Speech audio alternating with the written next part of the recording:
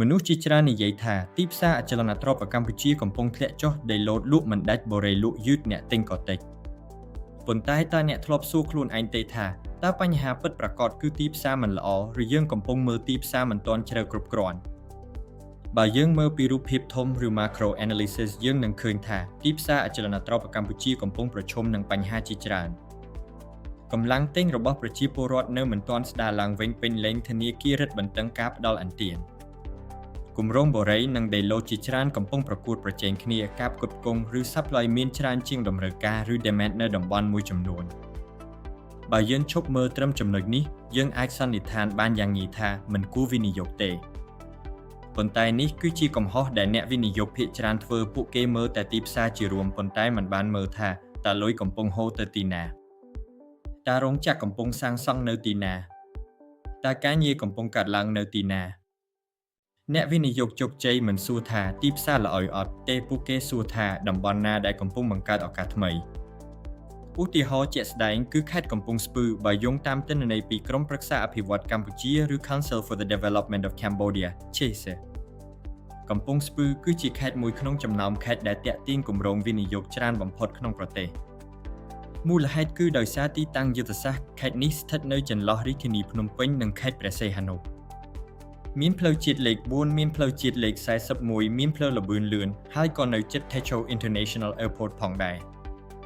នេះមានន័យថាកំពង់ស្ពឺកំពុងក្លាយជាមជ្ឈមណ្ឌលឧស្សាហកម្មនិង Logistics ដ៏សំខាន់មួយរបស់កម្ពុជា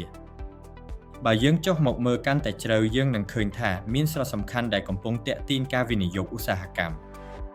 ទី1គឺស្រុកកុំពិសីទី2គឺស្រុកសំរោងទងនិងទី3គឺស្រុកផ្សេង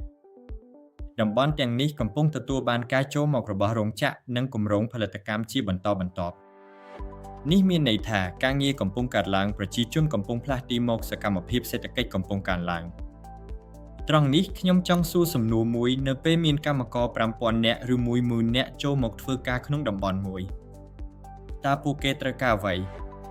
តើពួកគេចង់ទិញដីឡូតទេឬពួកគេត្រូវការបន្ទប់ជួលផ្ទះជួលហាងកាហ្វេផ្សារតូចនេះហើយជាសំណួរសំខាន់បំផុតសម្រាប់អ្នកវិនិយោគជាច្រើនទិញដីដោយសង្ឃឹមថាតម្លៃនឹងឡើងប៉ុន្តែអ្នកអភិវឌ្ឍអាជីពគេមិនចាប់ផ្ដើមពីតម្លៃដីឡើយគេចាប់ផ្ដើមពីតម្រូវការពិតប្រាកដរបស់មនុស្សព្រោះរាល់ពេលមានរោងចក្រតែងតែមានតម្រូវការលំនៅឋានតែងតែមានតម្រូវការសេវាកម្មតែងតែមានតម្រូវការអាជីវកម្មគាំទ្រហើយតម្រូវការទាំងនេះហើយដែលបង្កើតតម្លៃអចលនទ្រព្យក្នុងរយៈពេលវែងដូច្នេះតើទីផ្សារអចលនទ្រព្យកម្ពុជាមិនល្អមែនទេ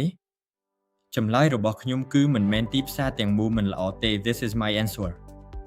ប៉ុន្តែឱកាសមិនមានគ្រប់ទីកន្លែងដូចមុនទៀតទេអ្នកដែលជោគជ័យនៅថ្ងៃនេះគឺមិនមើលតែតម្លៃដីឡើងឬចុះទេពួកគេមើលថាតើមនុស្សកំពុងទៅរស់នៅទីណាការងារកំពុងកើតឡើងទីណាហើយតម្រូវការពិតប្រាកដកំពុងស្ថិតនៅទីណា